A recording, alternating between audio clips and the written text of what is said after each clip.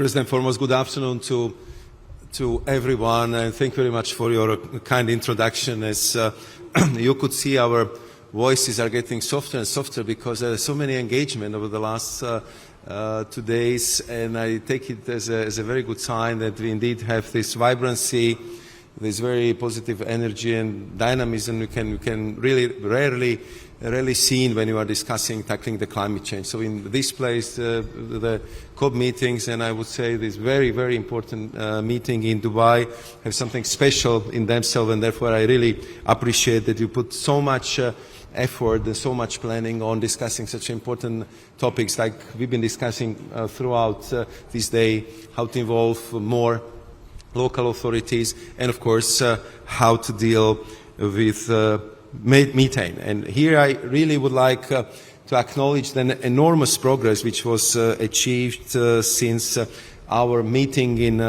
Glasgow, where United States and European Union launched the global methane pledge. If somebody would tell us that by now we would have already 150 participants, that would be simply remarkable. But I'm very glad that at that time we felt the need, and that our international partners have realized how important this cooperation and tackling this very important pollutant is, and therefore I think we have this positive dynamism. As you know, the European Union pays enormous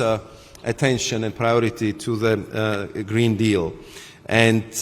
what we want to achieve under this, let's say, umbrella program is actually the systemic and coherent manner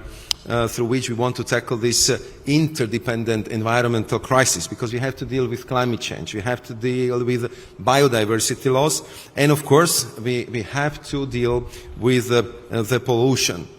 because simply we see how this depletes the natural resources. And I think if we look at reducing methane emissions, actually this is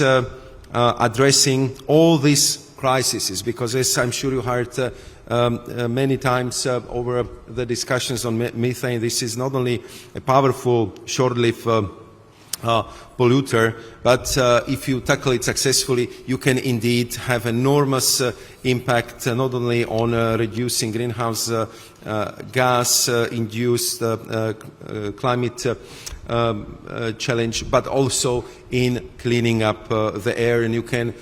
can actually get closer to what we are trying to do here, to not only stay below 1.5 degrees Celsius, but shave off 0.2 degrees of Celsius if we tackle methane as we should. Coming to, I would say, our today's topic, to the low organic methane pledge, I think here the European Union has a lot to offer. From one side, we have very good experiences, but we also have a lot of bad experiences, because as you know, in some of our member states, we are still struggling with landfills. We are still struggling to make sure that gradually we would remove all of them, and therefore over the years we had to develop not only the sound legislation and policies on waste management, but we also had to implement the key concepts like the waste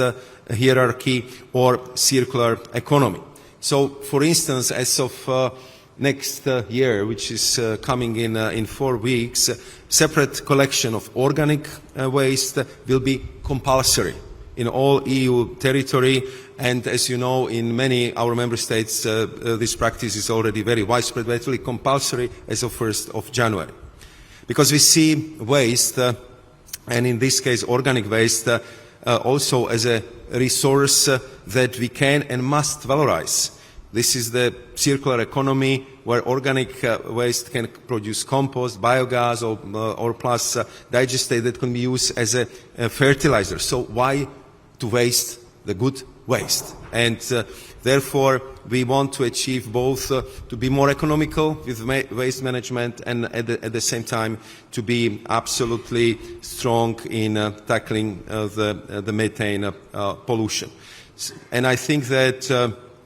in this particular case, we'll be, of course, very happy to share with our partners not only good experience, but also challenges we are facing. And I think I cannot close off otherwise but to thank Special Presidential Envoy Secretary Kerry and his team for the leadership, for the great cooperation they have with us in the European Union, for our common outreach to our international partners, because this is a big challenge to tackle, but I'm sure if we do it together, we'll be very successful. Thank you very much.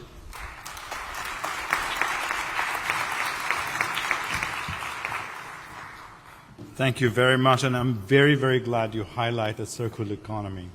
and the circularity, because you'll hear a lot more of circularity as we go forward. It's the next big frontier for climate action, so thank you very much for highlighting